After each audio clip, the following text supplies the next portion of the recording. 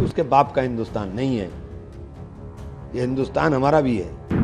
राम तो सबके हैं ना, राम कोई तुम्हारे अकेले के तो है नहीं। तो जितनी राम की खुशी आपको इतनी हमें भी है, तो सबको शामिल करो। ये देश को कहाँ लेके जा रहे हैं भाई, ये कर क्या रहे हैं? बौद्धों का नंबर आएगा, जैनियों का नंबर आएगा, किसी को नहीं छोड़ने वाले हैं। इंडिया गठबंधन पूरा खेल रहा है, लेकिन समंदर में तूफान बहुत है।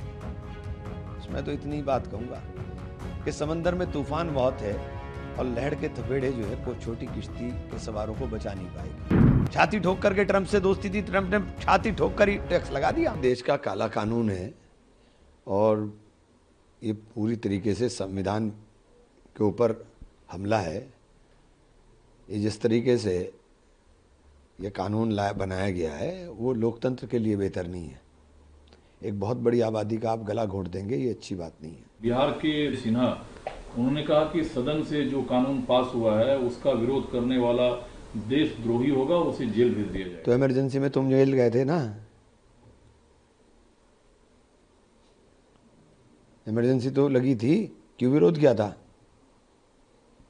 तो कह रहे हैं, उनका बयान है कि ये पाकिस्तान नहीं है, ये हिंदुस्तान है, नरेंद्र मोदी की सरकार है और ये हिंदुस्तान है, ये उसके बाप का हिंदुस्तान नहीं है, ये हिंदुस्तान हमारा भी है।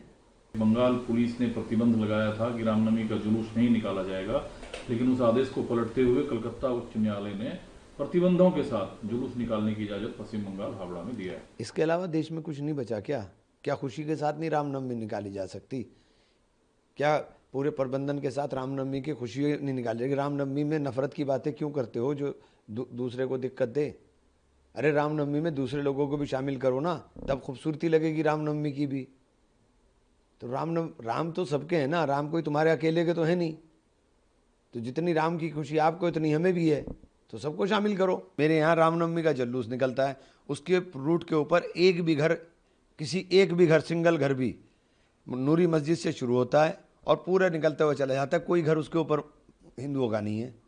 मुहर्रम का जुलूस निकलता है डाकाने वाली मस्जिद के कोने से और वो पूरा निकल करके मंदिर के ऊपर ख़त्म होता है, एक भी घर मुसलमान का नहीं है। यह है सौहार्द, यह है देश।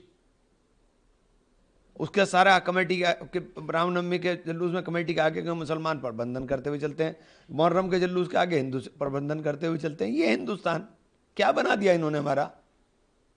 लेकिन जिस तत्परता से कांग्रेस या कांग्रेस के बिल को लेकर लड़ते दिखे, राहुल गांधी ने सोशल मीडिया प्लेटफॉर्म पर कहा कि मुसलमानों की जमीन के बाद अब आरएसएस की नज़र ईसाइयों की जमीन पर है। कल ऑर्गेनाइजर का आपने पढ़ा नहीं क्या? ऑर्गेनाइजर में तो लेख छपा है। हमारे पास तो ये बता रहे थे 39 लाख एकड़ ज़मीन है। गृह मंत्री जी बता रहे थे, मुझे नहीं पता कहाँ से कौन सी सोर्स उनके पास थी, और वो साबित नहीं कर पाएंगे क्योंकि वो या तो वो गलत बोल रहे, आज गलत बोल रहे, या कल जो उन्होंने एफिडेविट दिया है सुप्रीम कोर्ट में सरकार ने वो गलत था 2021 में। अब उनके लिए कहा है कि कैथोलिक के पास 17.5 करोड़ एकड़ लैंड है, 17.5 करोड़ एकड़ लैंड है। अभी उसके बाद ये मंदिरों की भी, क्योंकि बड़े बड़े मंदिर हैं, मंदिरों के पास बहुत है, उनके ऊपर भी जाएगी निगाह। आर्य समाज की बहुत बड़ी संस्था है, उसको कब्जाने के लिए, उसको हथियाने के लिए, अपनी विचारधारा थोपने के लिए तैयारी होगी। ये देश को कहाँ लेके जा रहे हैं भाई, ये कर क्या रहे हैं? बौद्धों का नंबर आएगा, जैनियों का नंबर आएगा, किसी को नहीं छोड़ने वाले हैं ये। आप लोग नीतीश कुमार को लेकर अलग राय रखते थे, लेकिन कल प्रेस की हुई, उसमें मुस्लिम लीडरशिप वक्त पर कुछ बोलना चाहते थे लेकिन उन्हें बोलने नहीं दिया गया। नहीं तो एक बात तो बताइए, नीतीश जी ने तो पलटी ऐसी मारी है कि जिंदगी की आखिरी पलटी है उनकी, बस अब पलटी मारने लायक नहीं बचेंगे वो। सवाल सर ये है कि एक बने हुए कानून को कोई, जैसे तेजस्वी यादव ने कहा कि हमारी सरकार आते ही इस बिल को हम कूड़ेदान में फेंक देंगे। हाँ तो क्या हुआ, जैसा आपने करा वैसे दूसरे भी कर सकते हैं। कोई आप ही फन्ने खा थोड़े ही है कि आप ही फन्ने खाएं, आप ही जानते हैं काम करना, दूसरा भी तो काम करना जानता है। मतलब क्या है, संसद का मतलब क्या है फिर? किस चीज़ का? संसद में अगर तो आप फेडरल स्ट्रक्चर खत्म कर देंगे क्या? आप फेडरल स्ट्रक्चर को खत्म करना चाह रहे हैं क्या? लैंड जो है लैंड कंसर्न मैटर्स जो हैं वो स्टेट के मैटर हैं। आप फेडरल स्ट्रक्चर खत्म कर देंगे? कोर्ट का रास्ता तो सबके लिए खुला हुआ है, वो भी पाबंदी है क्या? या उसके ऊपर भी कोई कानून बनाया जाएगा कि सुप्रीम कोर्ट वही जाएगा जैसे सरकार चाहेगी? ये लोकतांत्रिक देश है भाई। फ्रंट फुट पे कांग्रेस खेल रही है, सपा की तरफ से अब तक कोई निर्णय नहीं आया सामने, वो सुप्रीम कोर्ट जा रहे हैं। इंडिया गठबंधन पूरा खेल रहा है, लेकिन समंदर में तूफान बहुत है। इसमें तो इतनी बात कहूँगा कि समंदर में तूफान बहुत है और लहर के थपेड़े जो है कोई छोटी किश्ती के सवारों को बचा नहीं पाएगी। अब वक्त है कि बड़े जहाज़ में ही सवार होना पड़ेगा। तो बड़े जहाज तो कांग्रेस हैं, आप कह रहे हैं लोगों को कि फिर कांग्रेस के जहाज पे सवार हो जाओ, किश्तियां छोड़ दो, फिर गठबंधन का मतलब क्या है? मैंने तो ये बात नहीं कही, अब आप उसके कोई मायने निकालें। मैं तो कहा कि समंदर में तूफान बहुत है और तूफान के अंदर छोटी किश्तियों के सवार बचा नहीं करते, इसलिए बड़े जहाज़ पे सवार हो जाओ। और आपके सूबे के मुख्यमंत्री ने कहा कि पहले एक माफिया हुआ करता था, अब मैंने एक जिला एक मेडिकल कॉलेज कर दिया यूपी में, इतना बड़ा सहारनपुर मेडिकल कॉलेज को मुख्यमंत्री जी हाथ जोड़ के निवेदन है, मैंने सरकार से भी निवेदन कर लिया, मैंने माननीय स्वास्थ्य मंत्री जी से भी निवेदन कर लिया। उनका मैं स्वास्थ्य मंत्री जी का शुक्रिया भी अदा करता हूँ, उनका चिट्ठी भी मिल गई मुझे कि हम इसका परीक्षण करवा रहे हैं। लेकिन मुख्यमंत्री जी 8 साल में उसके अंदर बिल्डिंग खड़ी है, डॉक्टर नहीं है, मशीनें नहीं हैं, मेडिकल कॉलेज नाम का है। जिस बिल्डिंग खड़े होने से वो बिल्डिंग भी बनाई थी बहुजन समाज पार्टी की सरकार में बनी थी, जब मैं वहाँ विधायक था तब वो बिल्डिंग बनी थी। उसके अंदर अपग्रेड हुआ ही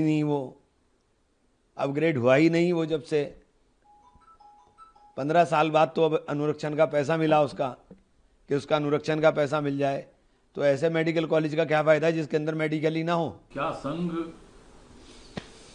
को आतंकी समूहों या आतंकी गतिविधि रखने वाली संस्थाओं से तुलना करना सही है?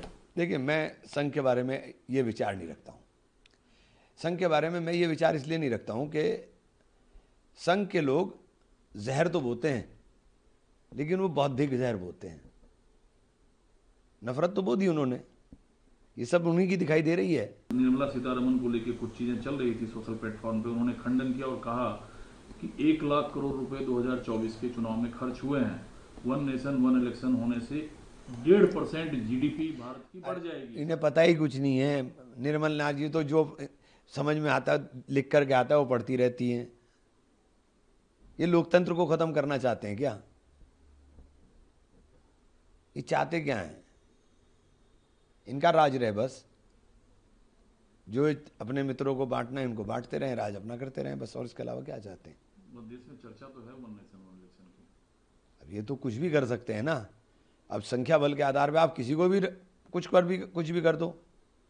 लोकतंत्र में संख्या के मायने नहीं होते, जो जीत गया वो सबका हो जाता है। तो कांग्रेस जैसी बड़ी पार्टी को क्या दिक्कत है इससे? क्या वन नेशन वन इलेक्शन से, फजूल खर्ची रोकने से? ये इसमें फजूल खर्ची रुकेगी? आप नोटबंदी होकर के अर्थव्यवस्था ऊपर चली गई।